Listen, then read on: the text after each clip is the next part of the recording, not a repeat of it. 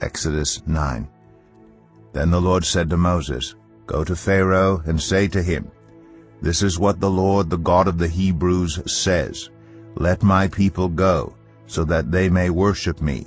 If you refuse to let them go and continue to hold them back, the hand of the Lord will bring a terrible plague on your livestock in the field, on your horses, donkeys, and camels, and on your cattle, sheep, and goats. But the Lord will make a distinction between the livestock of Israel and that of Egypt, so that no animal belonging to the Israelites will die.'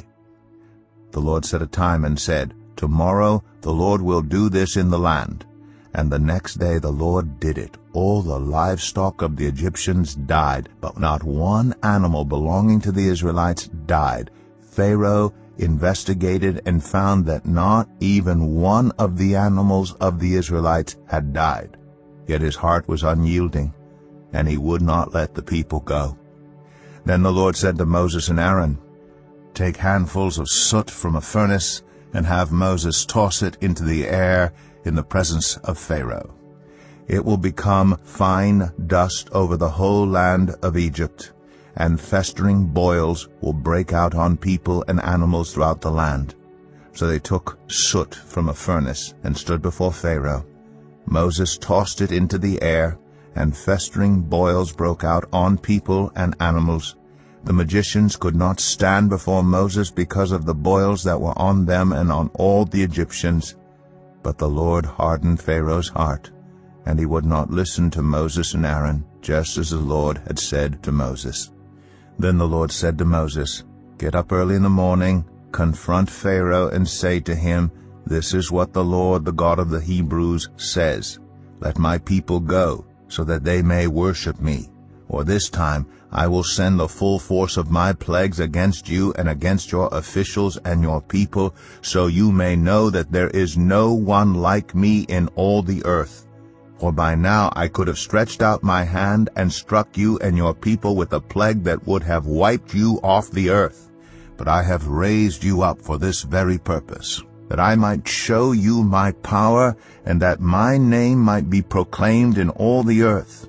You still set yourself against my people and will not let them go.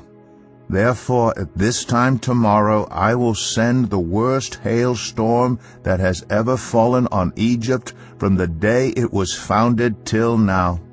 Give an order now to bring your livestock and everything you have in the field to a place of shelter, because the hail will fall on every person and animal that has not been brought in and is still out in the field, and they will die."